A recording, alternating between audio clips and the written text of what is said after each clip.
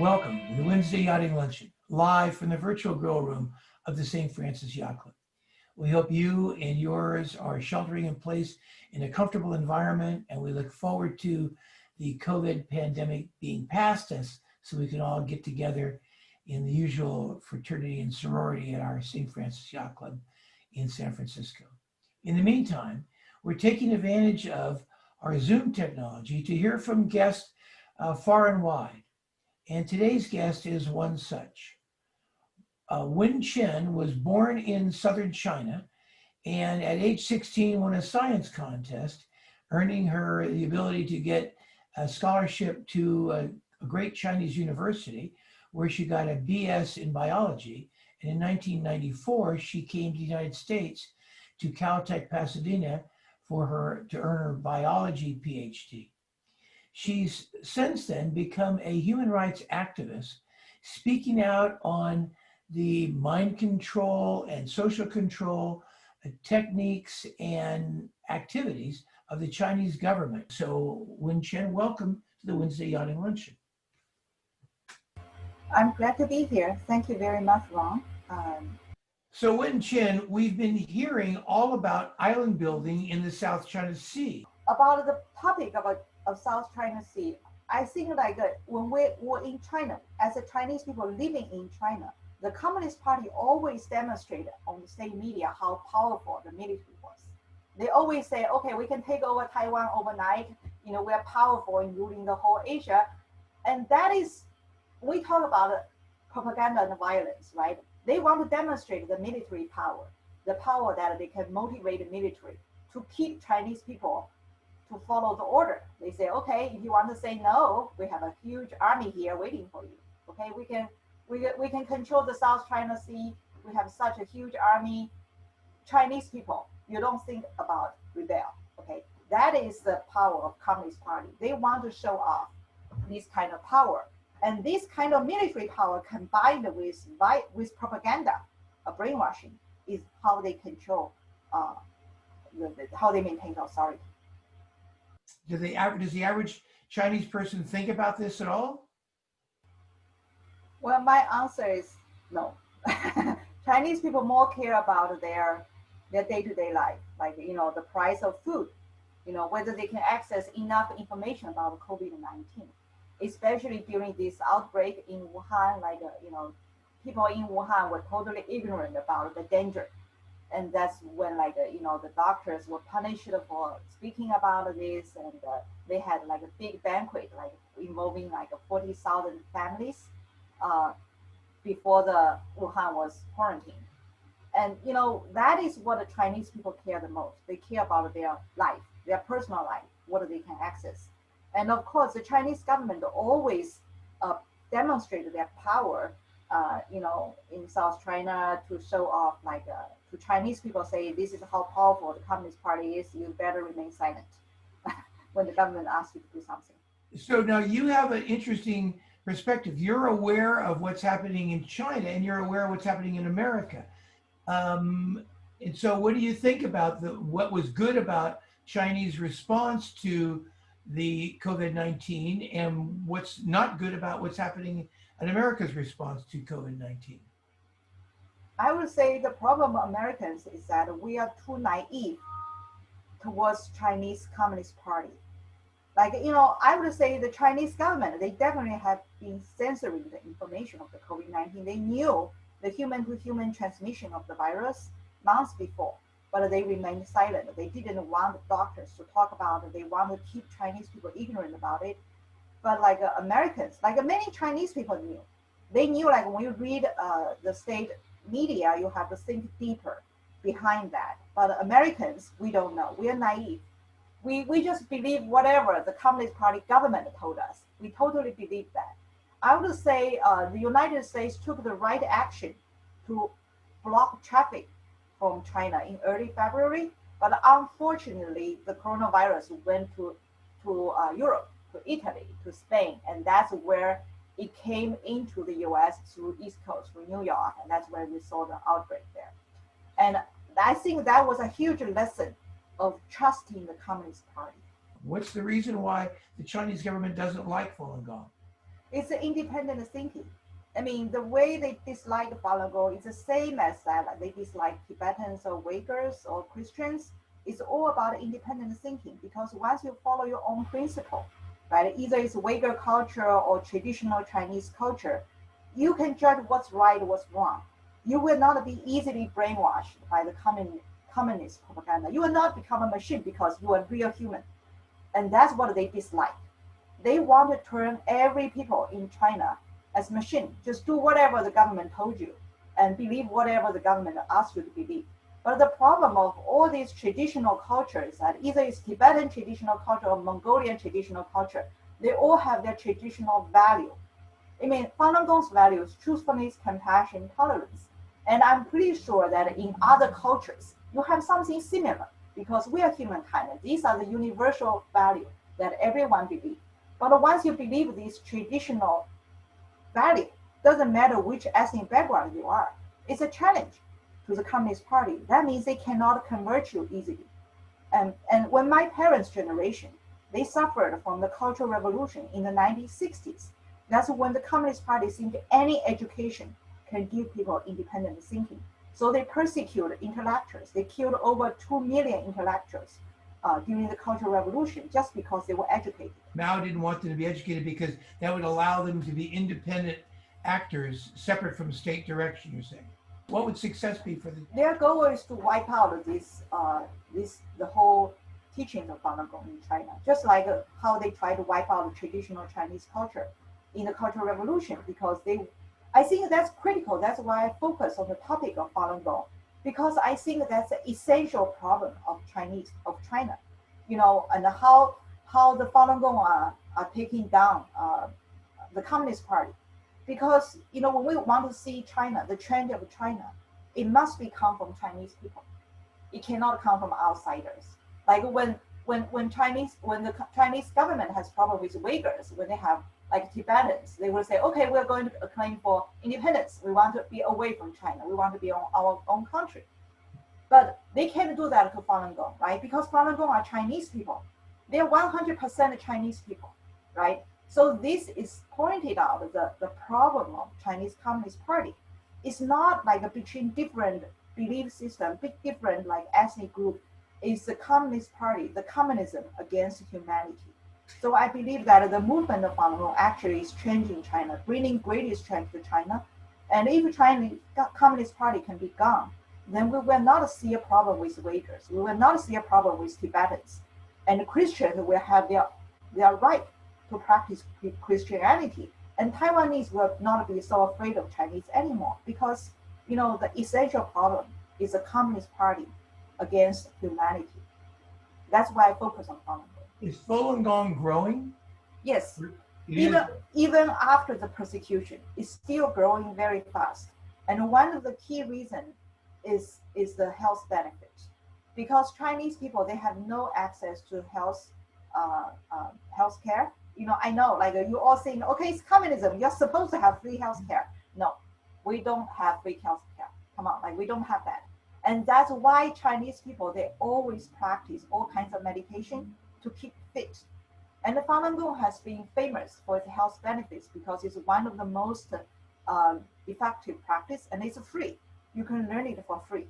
And the reason so many Falun Gong practitioners continue to practice Falun Gong even after the persecution, they don't give up because, nothing can buy your health. Nobody can cure your body. The government will not pay for that. And also, there are so many diseases that hospitals cannot cure. And they rely on Falun Gong to keep them fit. And of course, from the word of mouth, their friends, their family, their neighbors will know that. They will also join the practice. So in the past 20 years, I've seen many Falun Gong practitioners escape from China. They told me that, okay, we started Falun Gong in 2008. I started in 2015. I feel that very fascinating. I say, aren't you afraid? Because it's in the persecution, aren't you afraid? I just said, they just told me, okay, like I was so ill, I would try whatever I can to make myself healthy. And I just wanted to give it a try in the world. So let's look at your presentation on Falun Gong and the way the Chinese government has been controlling this form of thought. So one reason that I started to speak on human rights in China, actually that has nothing to do with my everyday job as a biologist, was my life experience after I came to the United States. And I remember it was in 1995, my American friends asked me about the Tiananmen massacre. And I'm sure like all of you remember the Tiananmen massacre because all of you have seen the picture of Cankman. But in 1995, that was already 6 years after Tiananmen massacre, I was still a very, very brainwashed Chinese student. I replied my American friends that there was no massacre, I said, because when the Tiananmen massacre happened, I was still in high school. And on all Chinese state-run media, we were shown dead bodies, picture of dead bodies of soldiers. And we were told that students killed soldiers. And of course, the government of China told us that they never killed anyone during the Tiananmen incident. They call it incident. And when my American friends showed me the picture and the video of the massacre, I said Hollywood made that because that was what my government told me. And it took me like 6 years to awake from that kind of brainwash. Like it was a long process. And by the time I settled with my permanent job as a biologist, and then I got married, I had kids, I wondered, like, I want to do something to serve the community. And because I work as an information scientist, I make a living by extracting information and present them as database or conference speeches. I want to serve the community with my knowledge about China. And one of the biggest topics about China is human rights in China. I'm sure you all heard how Christians and the Uyghurs are persecuted in China. But according to Amnesty International, the biggest group persecuted in China is called Falun Gong, also known as Falun Dafa. In Chinese, Falun means universe, Gong means energy, and Dafa means principle. This is a traditional Chinese body and mind practice based on the value truthfulness, compassion, tolerance. Falun Gong has been famous for its health benefits and is always taught for free because one of the guidance is that nobody should make profit from that. And these two reasons made it one of the most popular meditation in the world. Over 100 million people in more than 114 countries practice Falun Gong. And in California, we see Falun Gong in many community events, like in parades, they play their waist drums, and in parks, they demo their exercise during sports festival or Earth Day. They taught the newcomers exercise. They also brought the traditional Chinese performances to our neighborhood. And in China, for quite a few years, before the Communist Party started the persecution, Falun Gong was very, very popular in many cities in China. And Chinese people have this tradition of getting up early and go to parks and do meditation. And it was very popular to see hundreds and thousands of people practicing Falun Gong in Chinese parks. In 1999, the US News and World Report published an article that China had 17 million people practicing Falun Gong. That was between 5 to 10% of Chinese population. And the article also said more people are joining Falun Gong than joining the Communist Party. When I read that article, I felt very upset because that was a very, very inappropriate comparison. The Communist Party in all nations maintained their authority with violence and propaganda. And controlling of people's mind is a very big part of the authority. When they went to the extreme during the Cultural Revolution in the 1960s, the Chinese Communist Party shut down the whole education system in China for 10 years just because they think any education can give people independent thinking and thus criticize the government. Falun Gong, strictly speaking, is just self-meditation. People can do it at home. They don't have a registration, they don't have a leadership, they don't have a church or temple to go to. But because it's totally independent from the communism, and also because it has no leadership, there's no way the government can control any leader to control these practitioners. And that made it a big challenge to the Communist Party.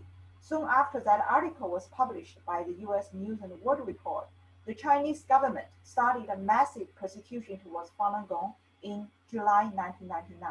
Millions of people were thrown to jails for this meditation. In the past 21 years, at any given time, there's always about 500,000 Falun Gong detained in China. And these people, they are forced to do slave labor for 12 to 16 hours per day, and they were also tortured to give up their practice, and thousands of people died, according to the record of international human rights organizations. According to Amnesty International, in one of the annual reports, between 60 to 80% of population in Chinese labor camps were Falun Gong practitioners. So this is actually the biggest group persecuted in China. But what shocked me the most was the news in 2006. A Chinese nurse came to Los Angeles.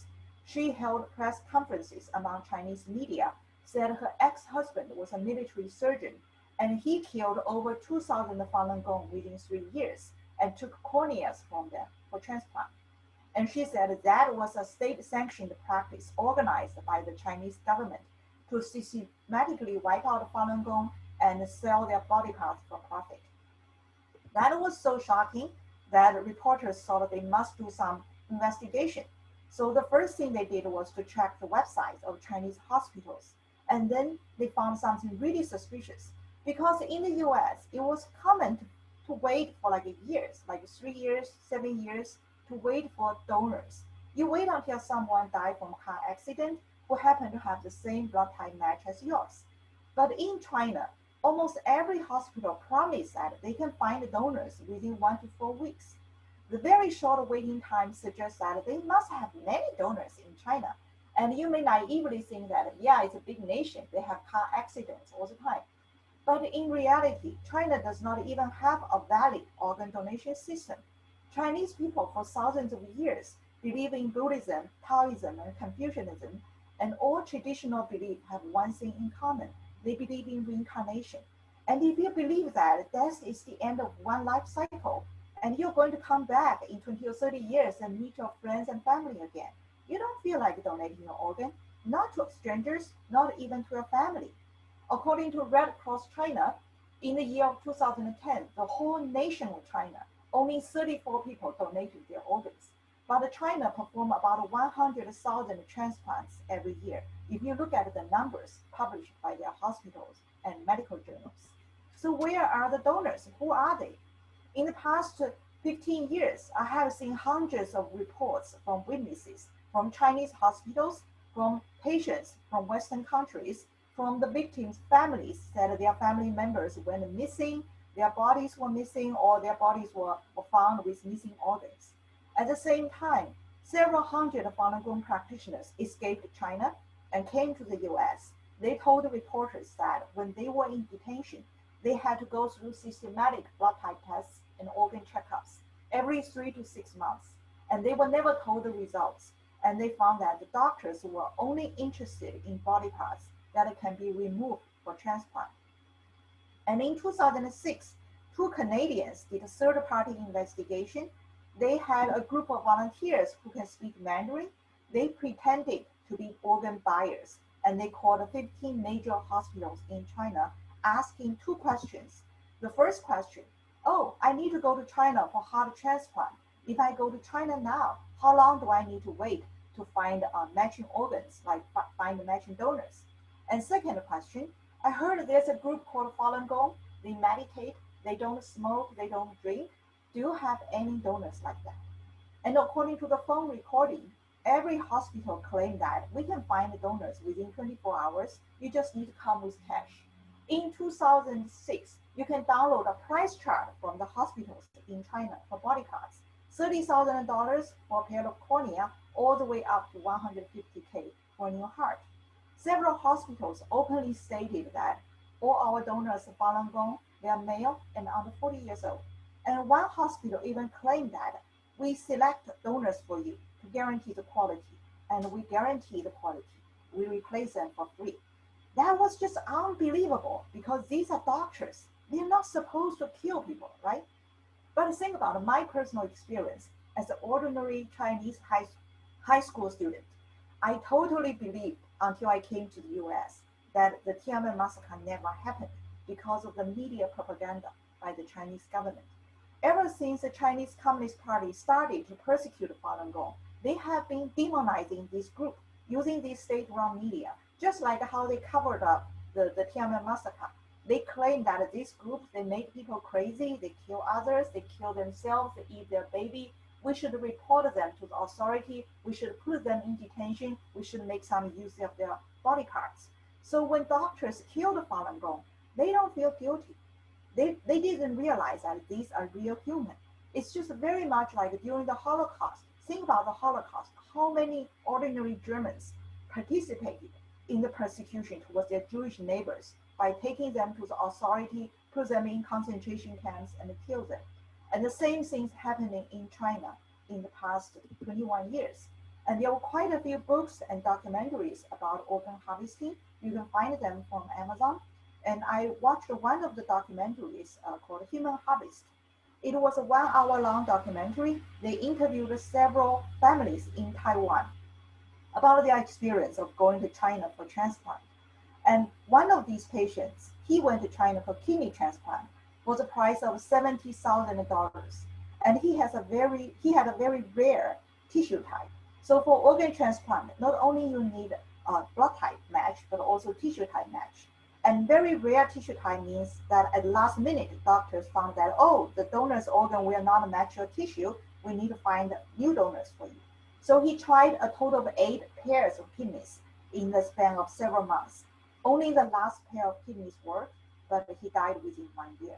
Organ transplant in China has a very low survival rate because of the surgery was done in poor quality, and aftercare was also very bad. In the US, people typically live for another 20 to 30 years after transplants, with a survival rate between 80 to 90% after 1 year. But in China, the survival rate is a mystery. It's a national secret.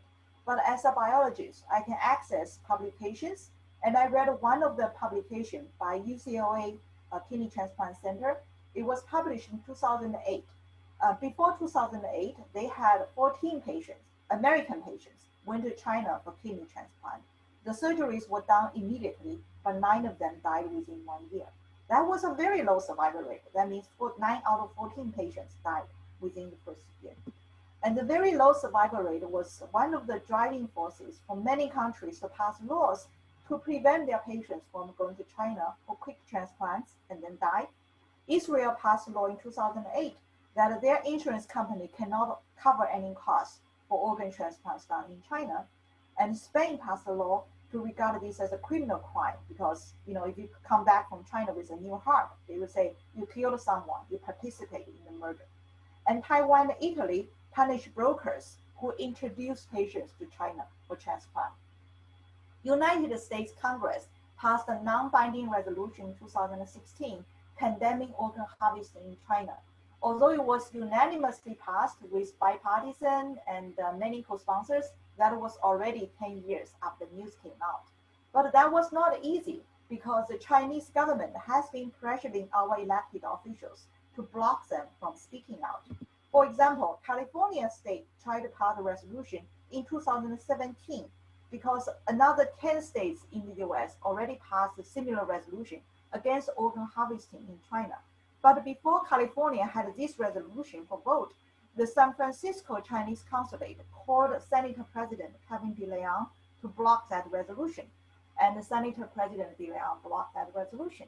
And that was just one example how the communist China extended their hands to the United States to block our local affair. For example, the infiltration to the US media. You probably heard from news how Beijing has been actually trying to buy English media. Actually, the Chinese Communist Party's propaganda has been broadcasting all over the US. China's global TV network covers 6 channels in the US, and the mouthpiece of the Chinese government, People's Daily, are carried by the mainstream media like Washington Post. It's called China Watch or International Daily. Like these are newspaper insertions. They pay as advertisement to the mainstream media in over 30 mainstream media all over the world. And this is how they look like. This Los Angeles Times created 11 pages of insertion on April 29th this year. These are advertisements by the Chinese government, but they look like real news. Basically, they promote the Communist Party and praise their efforts on how they dealt with coronavirus. And the US just started to take actions against the media infiltration by ordering some of the Chinese state-run media like the Xinhua News Agency and China Global TV Network to label themselves as foreign agents, that we're just beginning to label them as foreign agents. And in the education field, Confucius Institute is a free Chinese program operated by the Chinese government in more than 100 universities and more than 500 high schools in the US. And China has been spending hundreds of millions of dollars for Confucius Institute. And these are the programs in universities like Stanford. But don't be fooled by the name. They don't teach any Confucianism. They teach the Communist Party's version of Chinese history. For example, you cannot talk about any topic related to Taiwan, Tibet, or Tiananmen massacre. And teachers are recruited from China. They must sign contract that they cannot practice Falun Gong. And in local universities like University of Maryland, Confucius Institute blocks university from inviting Dalai Lama to come to give a commencement speech. And on the website of Confucius Institute, people found this history program about the Korean War. Basically said Americans started the Korean War because Americans wanted to invade North Korea, then invade China. That was exactly what I learned when I was a high school student in China. But think about it. We're talking about Stanford. We're talking about UC Davis. You send your children there to learn, and they take Chinese class from the Confucius Institute. They get the propaganda education from China. And the US just started to take action to protect academic freedom. The American Association of University Professors already warned all universities in the US to stop the Confucius Institute. And starting from last year, the US government stopped providing fundings to those universities run Confucius Institute. For example, Stanford runs Confucius Institute. That means Stanford will not get federal funding to support their Chinese program.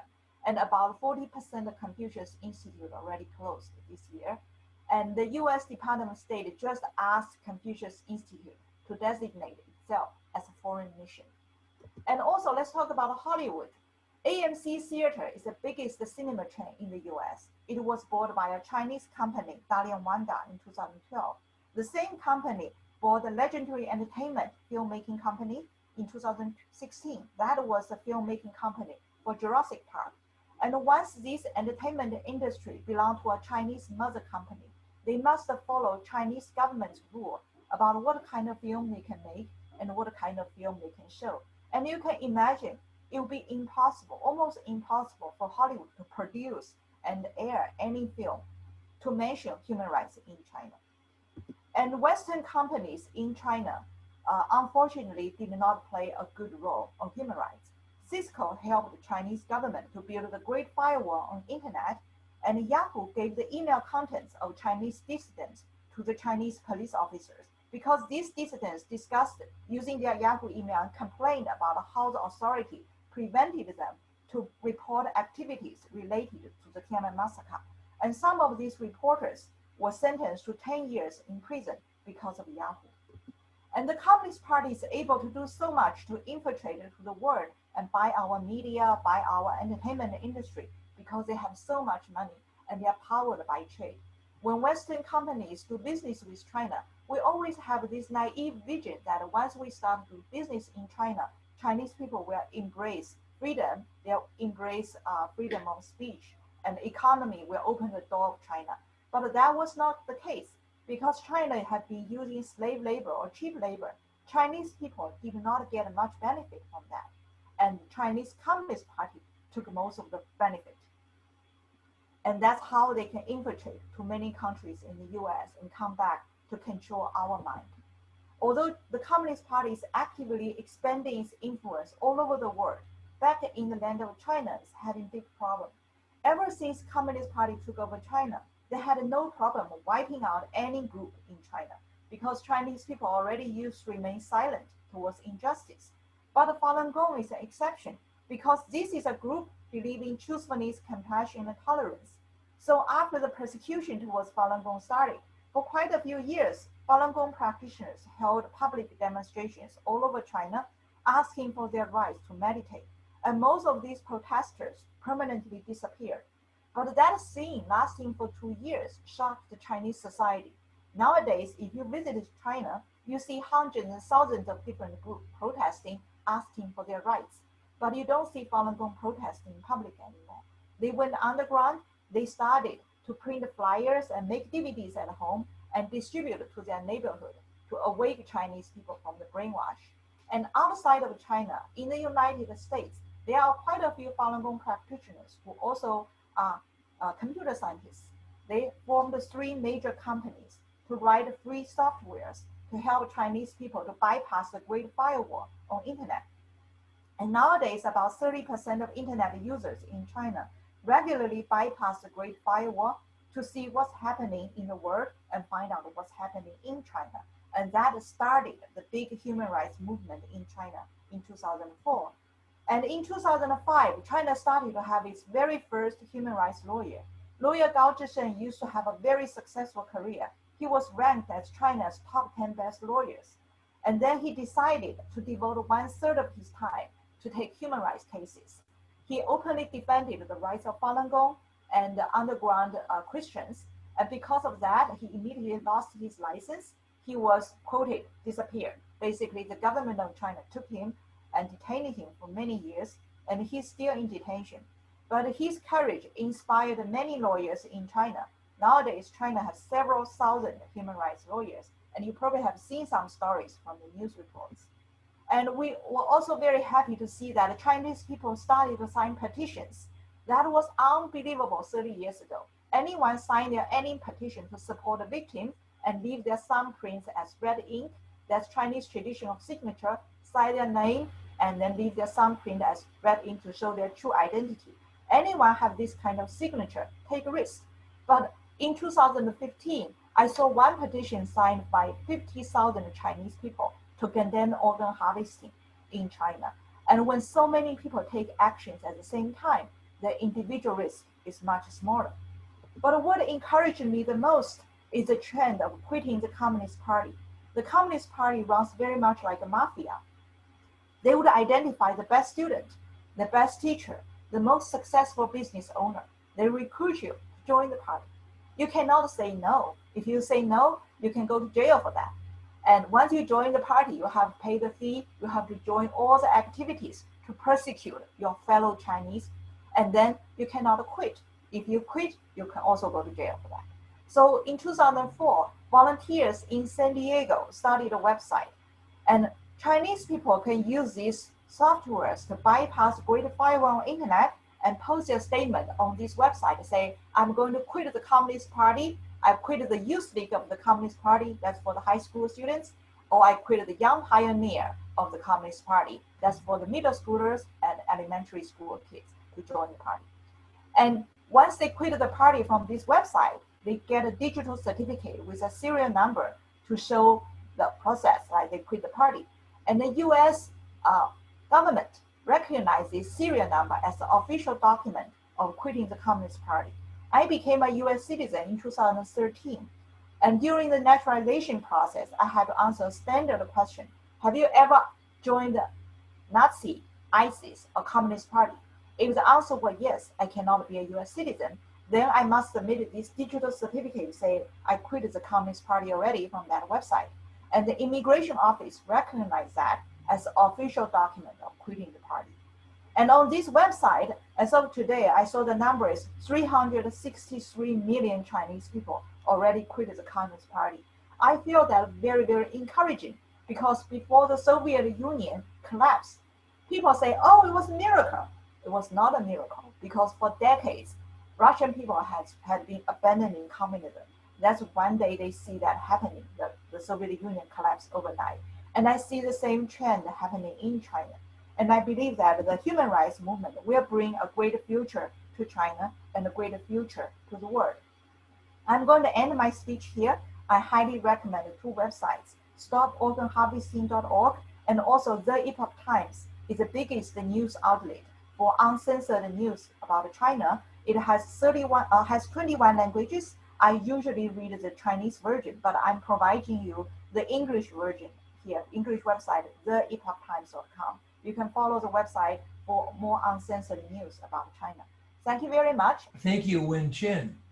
What started out as a question of what's going on in the South China Sea, the Navy in China seems to be building islands where there was shallow water before, and the U.S. Navy has been reporting increasing traffic down there, and our U.S. Navy presenters before this have talked about a concern about what's going on in the South China Sea, and you're telling us that there's lots of other activities going on inside of China that are worrisome for Western powers.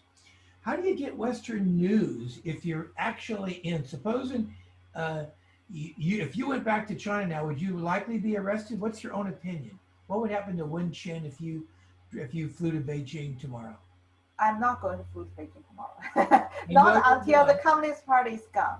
I knew very well the risk I'm taking. So ever since I started to speak on human rights in China, I made up my mind that I'm not going to China, going back to China until China has freedom. So that is my sacrifice. And because of that, my family, my children cannot go to China.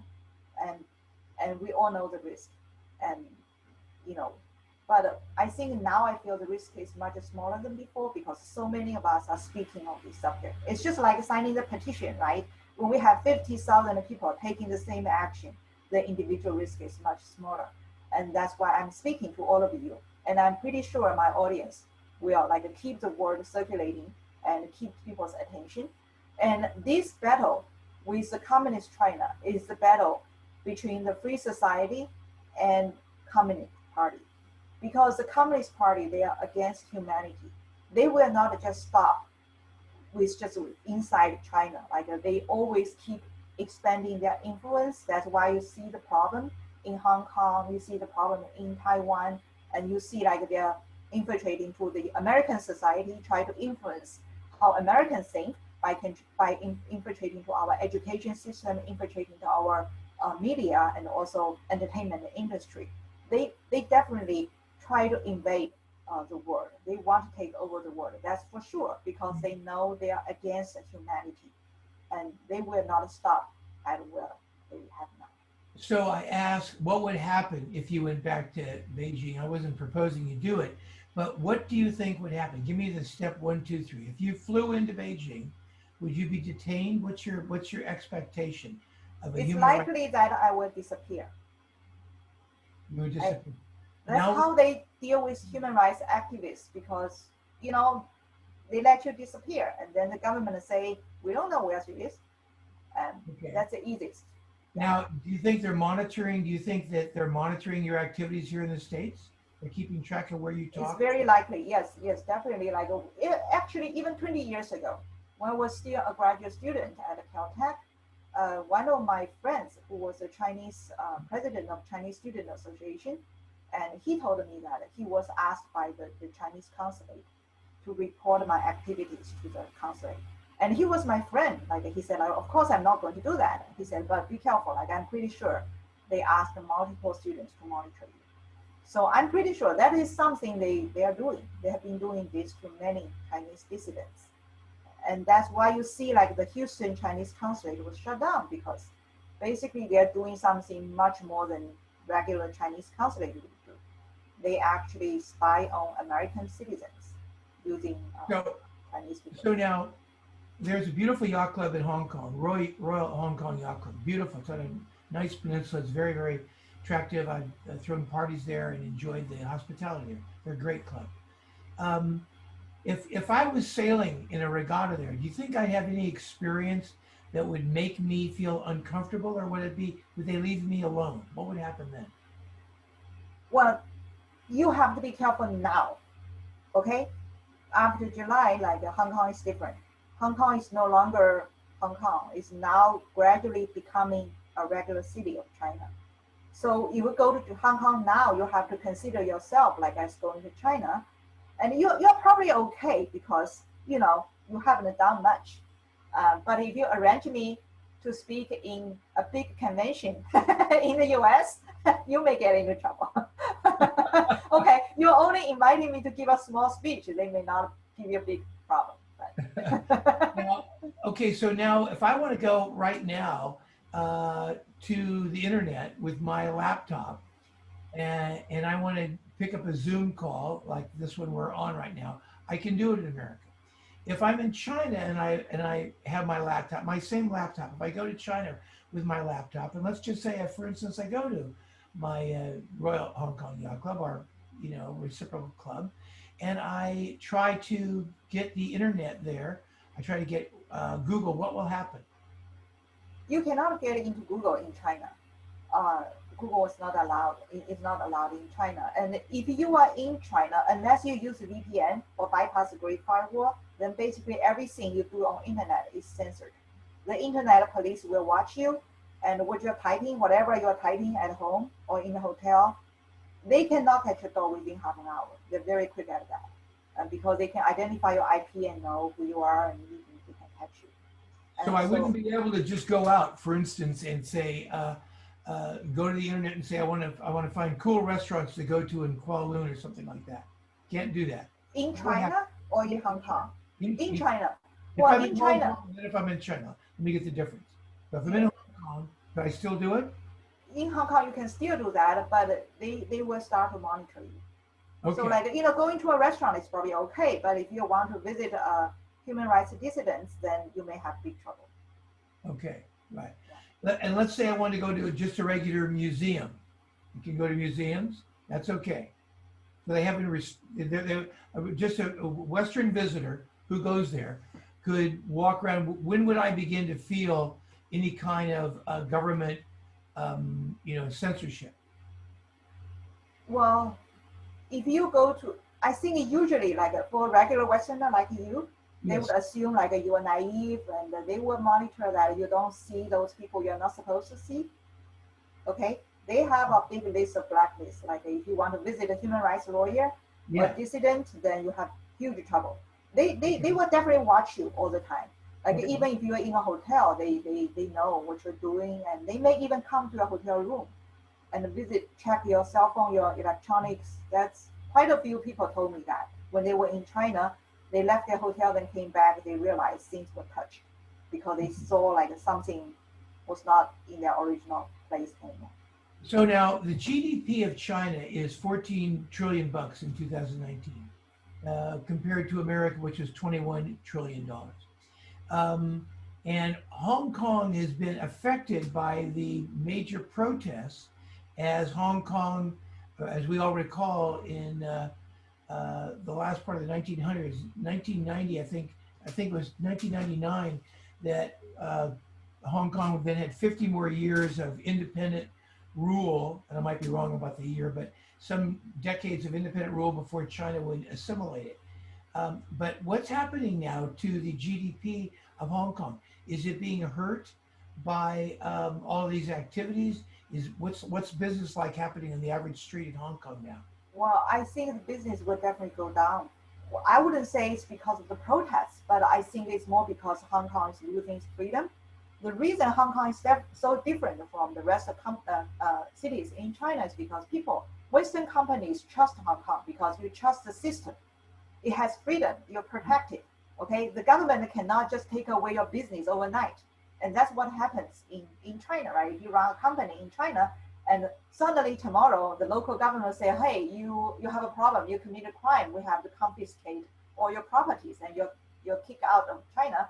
There's no way for you to sue anyone. And that's why Western companies, they trust Hong Kong because they trust the freedom there. But once Hong Kong loses freedom, it's going to become a regular Chinese city, and then the economy will definitely go down. And the reason people protest in Hong Kong is that, of course, nobody wants to lose the freedom.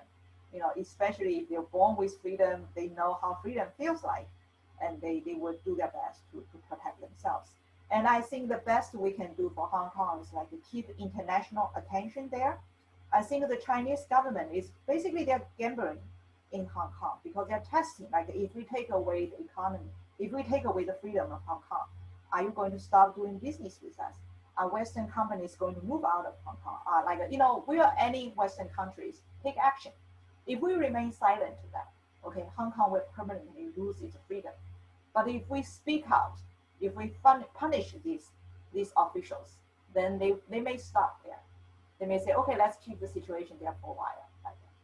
So help me understand. So now Uyghur is an ethnic minority, but Falun Gong is really just a belief system, kind of like a religion. Falun Gong is actually traditional Chinese.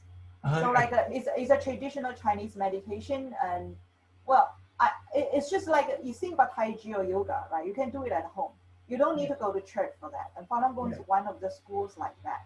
And comparing to Uyghur and Tibetans or any other minority groups, like people always say, oh, that's like a conflict between Chinese and Uyghurs, conflict between Chinese and Tibetans. I said, no, those are not conflict between Chinese and Uyghurs. These like Uyghurs and Tibetans and Falun Gong, they're just like they're all people, and it's a people versus Communist Party because the Communist Party want to control their mind, but once they have their own culture, you know, when Uyghurs follow their Uyghur culture, Tibetans follow their Tibetan culture, when Falun Gong follow traditional Chinese culture, to the Communist Party, these are all independent thinking. They would regard all of this as a threat to their propaganda system. And that's where the conflict from. That's why they put the millions of Uyghurs, a couple million, maybe 1.5 million Uyghurs, in concentration camps in Xinjiang. And that's why they put 500,000 Falun Gong in China, like in many different prisons and concentration camps. And that's why they target Hong Kong and Taiwan, because to them, any independent thinking is a threat to the Communist Party's authority. Now, what would you say to those supporters of the Chinese government who point out that government-controlled capitalism, as has been practiced for the last 3 or so decades in China, has built a very, very big economy and it's growing the middle class? What's good or right about that, and what's not good or not right about that thesis or that point of view? Well, of course, those who elite class, those who benefited from the Communist Party. Okay, if their families are Communist Party members, if their families are high-level officials, of course they will support the government because they are filthy rich because of the power they control. But think about it, about half of Chinese people make less than $150 per month. About 50% of Chinese people. Okay, those are the poor people living in the countryside. You never hear from them. They may never even get into internet. They probably don't even have a phone. But those are Chinese people. And we see so many problems, like, we talk about the anchor baby, right? Okay, if China has a good life, who wants to fly to another country and give birth to baby there? And who wants to do that? You only hear that from China. You don't hear from that from Taiwan or Hong Kong, right? Hopefully. Because when their country is having a good life, nobody wants to have anchor baby in another country. And even the high-level officials, about 90% of their children or grandchildren get citizenship in other countries. So they all know that the ship is going to sink. They know like the Communist Party will not last forever. They got their citizenship in other countries. And while they stay there in China to get the maximum profit from that. I would say very few Chinese people really support the communism. Those who support the communist government because they want to make profit from that, of course, they will support that for as long as they can, but they know it's not going to last. They know that. So now you mentioned something about the birth rate a minute ago.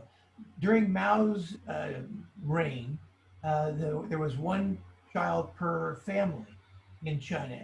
What's going on now? What are the guidelines, or are there still rules? Yeah, the one-child policy started like in the 1970s to control the population, but it was a very, very bad policy. Number one, like the forced abortion policy killed, like we're talking about tens of millions of Chinese babies, were killed because of that. Of course, that's a huge human rights problem. But let's just to say the impact to Chinese society. Nowadays, Chinese society has a big problem because of the one-child policy. Number one, there's a off balance between the ratio of men and women, because Chinese culture is that daughters are married out. They belong to the husband's family. They're not responsible for taking care of their parents. And so every family wants to have a son so that, they can take care of the family, the seniors. And then more baby daughters were aborted. So nowadays, the ratio of Chinese men and women is 120 versus 100. That means about 20% of Chinese men are impossible to find a wife. And that doesn't make Chinese women's life any better because of the human trafficking. Like the girls in the cities are kidnapped and sold to the countryside as wives. And they were often like detained and abused and until they give birth of the baby. and that's a huge problem. And also the second problem is that Chinese society is quickly aging because they're running out of young people. When you have like 2 children per family, the society is stable. You have a stable, ratio of young men to work. But the problem of China is like society is quickly aging. They have so many old people, their lack of young people to work, and that's another problem. And that's why China stopped the one-child policy several years ago. But it's still very difficult because the young couples nowadays, they're under such a big financial burden. Think about a young couple in their 20s or 30s. They have to financially support their 4 parents, and some of them have like, even more grandparents to support. And living expense is so high, they cannot afford having a second child. So the impact of one-child policy is not going to be reverted until maybe 20 or 30 years later. But that's a huge mistake in China by the Communist Party. So, speaking of population, India, which has got a population of 1.366 billion, is rapidly catching up with China. It could be that within 5 years, China is no longer the largest country in population terms in the world. Is that something that Chinese people are conscious of? I'm not sure how important this statistic is, but are they aware of the fact that they may no longer be the biggest country in the world? I think some Chinese people is aware of that. At least those educated people, they can see, right? If you have one-child policy, and then, the young generation is facing such a huge problem of forming a family or giving birth to more babies, and definitely the population will go down. And I think it's more a problem to the older generation because they are really worried who's going to financially support them. Because the government already told them, like, okay, we're not taking care of you, but they have no children, right? That's a big problem. So if the government controls the media inside of China, how does anyone learn? How did you learn any facts if you're inside of China? Do you have ways to sneak around the firewalls? What can people do? And what is the average person basically only has state-run media to listen to? Yeah, they distort everything. For example, when I was a child, like, I took the textbook and all the education, every story was distorted according to the need of the Communist Party. Just like how I learned about Tiananmen Massacre and the Korean War, right? It was all the version of the Communist Party. So if you live inside China, if you do not bypass the Great Firewall, you can be very, very brainwashed. So what did you think Tiananmen's protests or Tiananmen Square meant when you were still inside of China before you'd been exposed to Western media? We think of the tank and the sole protester standing in front of the tank and the Tiananmen Square protest. What does a person inside of China who doesn't have access to foreign media think happened when someone refers to the Tiananmen Square protests? Okay, let me tell you, the Chinese teacher of my daughter is a Chinese teacher in the public high school in my city. She told the students last year, okay, she said Tiananmen Massacre was a rumor. That's what she said last year to her students. So that was just a typical example of an ordinary Chinese citizen inside China. Even years after they came to the US, they still believe that it was a rumor. Now, you just said your daughter, who lives in China now. No, my daughter lives in Pasadena. My family. Okay. I'm not talking about a Chinese teacher in the United States. She came from China. She still taught her students that the Tiananmen Massacre was a rumor. So a Chinese teacher who came from China to the U.S. said that it was a rumor, and she was in the U.S. when she said it because that was what she believed. Yeah. And that would be what most of the Chinese people believe unless they can bypass the Great Firewall. Now, San Francisco is a very large Chinatown. We're one of the biggest Chinatowns, anywhere in America. And so if I was to go to Chinatown, and I love to go there, it's fun. What do you think the average person in there knows about what happened in Tiananmen Square? Are they reading Chinese propaganda inside of Chinatown, or are they reading independent Western media inside of Chinatown? I would say they're very divided. It all depends on what kind of media they read, okay? If they insist to read Chinese media, okay, Chinese people usually read Chinese media. I still get most of my news from Chinese media, from the Epoch Times, the Chinese version of the Epoch Times. Epoch Times, I mentioned.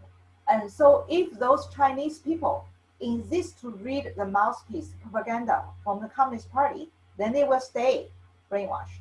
They still live in that bubble. But if they can read some other media, if they can read Western media, or if they choose to read the Epoch Times, the Chinese Epoch Times, they will be open to the real world, and they will be as us. So it all depends what kind of media they read.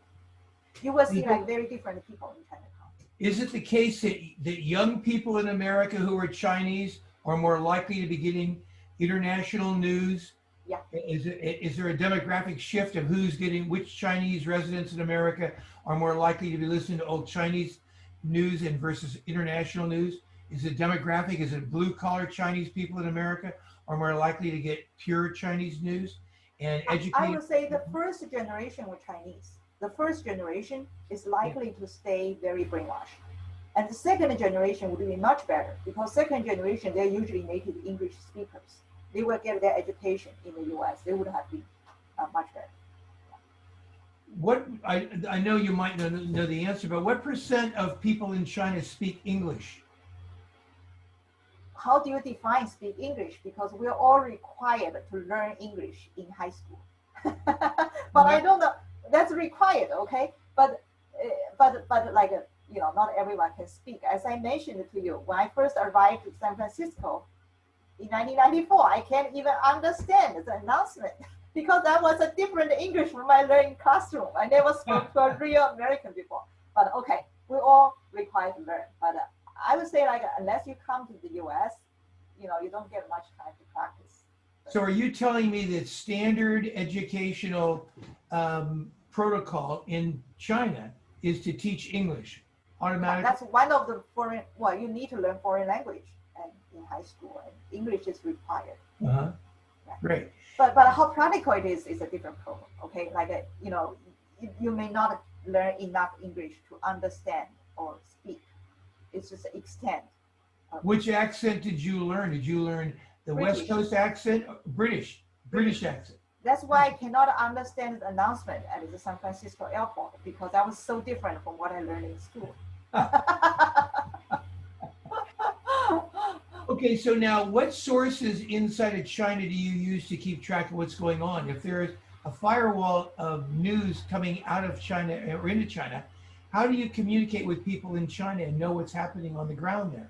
As I mentioned in my slide, I got most of the news about China from the Epoch Times, the Chinese Epoch Times. That's a major newspaper outlet for uncensored news about China. They are very up to date about what's happening in China because they have their source, connection with Chinese people. And I know most of those reporters from Epoch Times, they had to remain anonymous.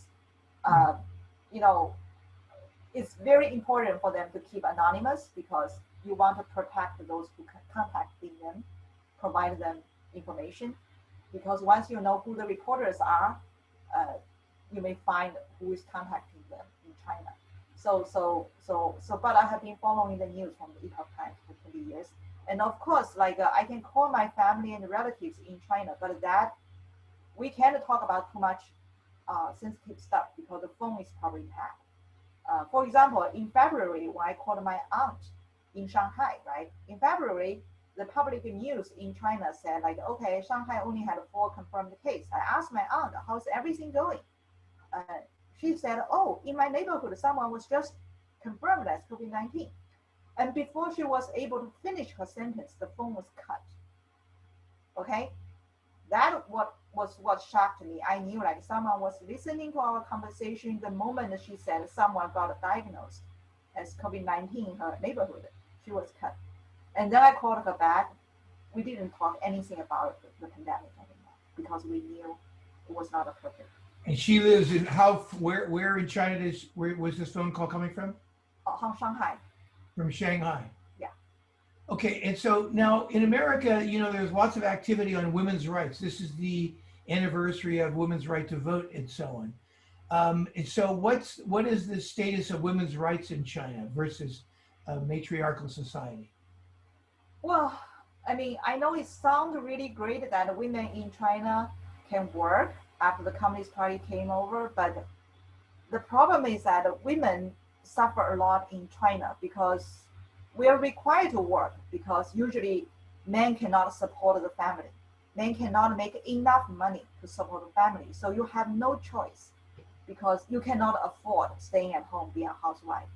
At the same time, while women has to work, they still have to raise children. They still have to take care of family, so they suffer a lot more, um, than male workers. And the suicide rate for women is very high. And I also mentioned the women's right in China because of the off ratio of men and women, human trafficking uh, of young women or young girls is very, very bad. And although the Chinese government, they have the most advanced surveillance system in China, they have no motivation to find back the traffic, the girls, the lost children, lost women, because they had no incentive to look for them. So I feel very fortunate. Like I have my two daughters, born and raised in the U.S. We don't need to worry about them. If they were in China, we would have to watch them all the time to make sure like they were not kidnapped by someone. So if they got kidnapped, where could they go? They usually are sold to the very poor area, the countryside. Farmers would buy them with money, and then they would be locked up, uh, raped, and maybe locked up for years until they give birth to children. And then I've heard many very sad stories about them. They became mentally ill, or like, after they have children, after 10 or 20 years, their family thought they were already dead. They cannot go back to the city anymore. I've heard many stories like that. Basically, they just disappear. Did I understand the math when you said the men-women population spread? Did you say that there are 20% more men than women in China? Yes. How does that vary from urban areas to rural areas? Are there, how does the preponderance of men change if you go from an educated environment to a non-educated environment? So there's two questions there. Urban versus rural first. I would say like urban has more women than countryside. That's definitely because in the cities, people can afford raising girls. But in the countryside, if a woman is pregnant with girls, it's very likely she will go through abortion to get pregnant again, to have a man. Because in the countryside, it's more important for them to have someone be able to work in the fields to support the older generation. So that's why you see more girls kidnapped in the city and sold to the countryside. And the countryside, by the countryside, you mean the sort of western, 2,000 miles? How far inland do you go before you're calling it the countryside? Well, any underdeveloped area. It doesn't have to be, Xinjiang or Tibet or river. It can be any province, the rural area, the underdeveloped area. Because here in the U.S., right, you go to any town, they're the same. You have Walmart everywhere. But in China, the countryside, they're a different world.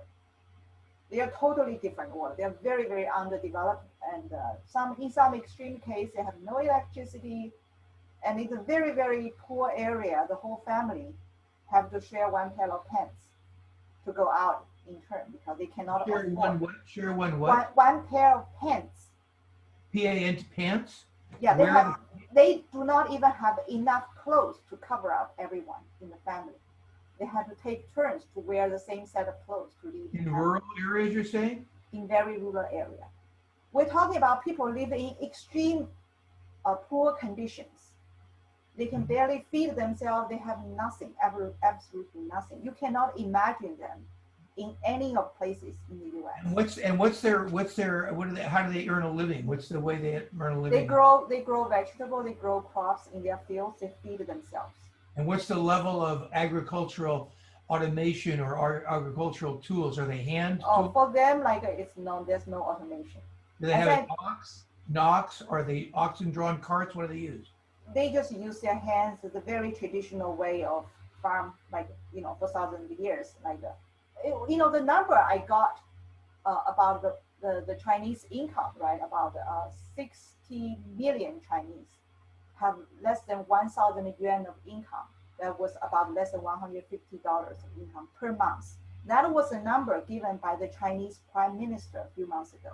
But so that was Did you say 60 million people? I think it's 600 million. Yeah, 600 million Chinese people. Yeah, it's about 50% of Chinese population have Okay. less than $150 income per month. Give me a day in your life. You're a biologist. You have a PhD in biology, but you've become a human rights activist. So, do you spend any time thinking about biology anymore when you're here in America, or is it all your activism? This is all my activism. I mean, this is something I do usually during the weekend and weeknights. This is my hobby. I read all the time. I'm a sailor, so and although I was a professional sailor a long time ago, this is what I do for fun recreation. And you're telling me that your human rights activism is your recreational activity and separate from your job as a biologist. Is that the case? Yeah, well, my everyday job is like any people, I read publication, I communicate with my colleagues, I communicate with professors about their research, I write softwares, I do some coding, and I give talks at scientific conferences. That's my day-to-day job. But I also have my free time, right? I read news every day. And I give talks usually during the lunchtime. That's my lunch break. I give talks about topics related to China. So this is my hobby. It's in my everyday life. Like when you read the news, you just say, ha ha ha, another piece of news. And to me, it's different because every time I read a piece of news, I will think about, okay, should I mention this in my next talk? Is this a good topic to speak about? So I accumulate my knowledge every day in my spare time. What does the average Chinese person thinks is going on in the South China Sea? Are they aware of building islands, that the government's building islands down there? I don't think Chinese people care much about that. They more care about the living in China. The fact that they cannot afford pork anymore, everything's getting more and more expensive. I think the average Chinese people care the most about their daily life, about the economy in China, about how affordable things are. Because after the pandemic, everything became so expensive. And also, this swine flu, the pigs died in China. Yes. And the price of pork, because Chinese people, the most protein came from pork, okay? Pork is a big part of Chinese cuisine. And now pork in China, even more, very, very expensive. Like ordinary family cannot afford them anymore. And the price of everything is increasing. And also the pandemic, people are more concerned about whether they indeed know enough information about COVID-19, whether they are brainwashed, whether there was an outbreak in their neighborhood they are not aware of. That's what the Chinese people care the most. About what's happening in South Coast China, oh no, I don't think people care that much. It's all about the propaganda of the Communist Party to show off the power of the Communist Party. I don't think Chinese people care much about that. Is the average Chinese person hearing all about how badly America is dealing with the pandemic? What are they hearing? Oh yeah, that's the Chinese government's propaganda. That's part of the propaganda. They see the U.S. is doing so bad in COVID-19 and see the Communist Party is much more suitable to Chinese people. And they also say the Americans are copying Chinese government's work. And then it was funny, and then the Chinese say but Americans, each of them get $1,200 of stimulus check, and where's our check? And then that's when the state media stopped. Well, Wen Chen, the question I started out with, what's happening in the South China Sea, has turned into a very fascinating discussion about what's going on in China in general, and specifically what's happening with the government's efforts to kind of control thought inside of the government. And we very much appreciate you taking time to visit with the Wednesday Yachting Luncheon. And we are happy that you're a scientist in America, and want to thank you very much. And with that, the Wednesday Yachting Luncheon is adjourned. Thank you so much. Thank you, Ron. My pleasure to be here.